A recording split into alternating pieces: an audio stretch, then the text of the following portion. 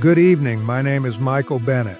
I'm 71 years old, and for 34 years I sat on a folding chair to the left of the pulpit at a little church in the Ohio Valley and played guitar for people who mostly never learned my name. Before I play, I want to ask you something from the heart. If there's somebody in your church or your town or your family who's been quietly showing up for decades, the one who sets up the chairs, the one who plays, the one nobody thanks, subscribe to this channel right now. Do it for them. Do it for every faithful person who never got their name called out loud. It would mean the world to me. I didn't come to that church out of faith. I want to be honest with you about that because I think God can handle honesty better than most people can. I came because they needed a guitar player and I needed $40. That was 1989. I'd been playing sessions and bar gigs, and my wife Ruth had just about had enough of me coming home at 3 in the morning. A fella told me the Methodist church on Route 12 was looking for somebody Sunday mornings.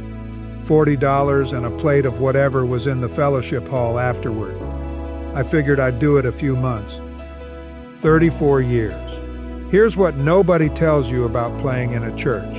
You're not up front, you're off to the side, in the corner, and after about 6 weeks, people stop seeing you entirely. You become part of the room, like the radiator. I sat in that corner and I watched a whole town live its life. I played at Dolores Whitaker's wedding in '93, and I played at her husband's funeral in 2016. I played Amazing Grace more times than I could count, and I'll tell you something. After about the 400th time, you stop hearing the song and you start hearing the room. You learn to hear who's not singing. There's always somebody not singing. And you learn that the ones not singing are usually the ones who need it most. I played the Sunday after the plant closed in '04, and half the congregation had lost their jobs on the Friday. I played through Ruth's whole illness, sat in that corner while she got worse at home, played the hymns, went back and sat with her, and I played at her funeral, in that same church, from that same folding chair, because I couldn't figure out where else to sit. I want to tell you about that day and then I'll move on. Pastor asked me if I wanted somebody else to do it. I said no. I don't know why I said no. I sat in my corner and played for my own wife's casket, and when I got to the last verse, my hands quit working. Just stopped. And I sat there in front of 80 people who'd known me for 3 decades, holding a guitar that wouldn't play. And then Dolores Whitaker, 79 years old, stood up in the third pew and started singing it. No music, just her voice, cracking all over the place. And then the whole church picked it up and carried it to the end without me. That's the only time in my life anybody ever played me out. I kept going after that for about a year and a half, and then I stopped. Couldn't do it anymore. Told the pastor my hands were too far gone with the tremor, which was partly true and mostly not. I sat in my house for 2 years. Then this past spring, the church had its 100-year anniversary. They sent me a card. And inside, somebody had written, and I've got it in my wallet right now, "Michael, we never told you. We heard you every Sunday. All of us. Every single Sunday. 34 years, and it took a 100-year anniversary card. So that's why I'm here tonight. And let me be plain with you about it. I am not here to be discovered. I'm 71, my hands shake, and I've got no illusions about what happens after tonight. I'm here because I spent 34 years in a corner believing nobody heard me, and I was wrong the entire time. And I think there are a whole lot of people watching this who are sitting in some corner of their own right now, believing the same wrong thing. That's who this is for.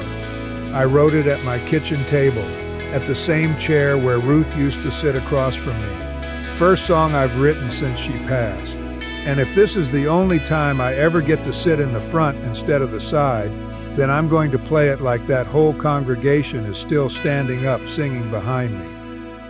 Ruthie, they carried me that day. I never got to tell you.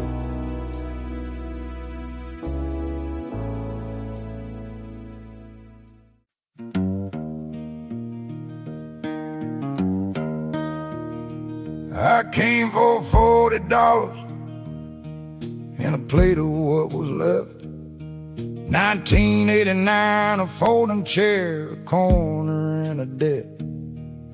I figured I'd do a couple months and then be on my way.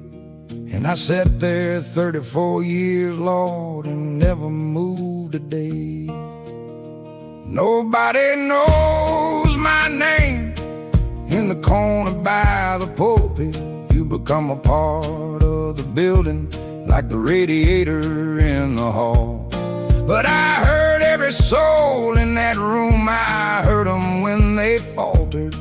And I learned the ones who don't sing are the ones who need it most of all. I played Dolores down the aisle in the spring of '93, and I played her husband out again in 2616. I played the Sunday that the plant closed down and half of them were through, and there wasn't much that I could give but 4 chords in a pew.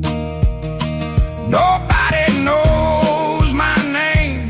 In the corner by the pulpit, you become a part of the building, like the radiator in the hall. But I heard every soul in that room. I heard them when they faltered. And I learned the ones who don't sing are the ones who need it most of all. Then I played for my own Ruthie, and my hands just came undone.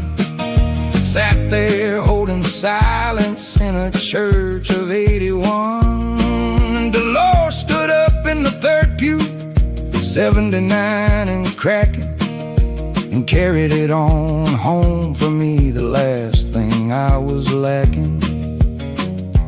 34 years I believe that I was playing to the wall, till a 100-year card came in the mail this spring and told me, "Oh, Michael, we never said it, but we heard you every Sunday."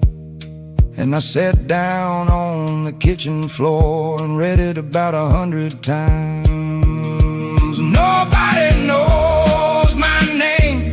In the corner by the pulpit, you become a part of the building, like the radiator in the hall.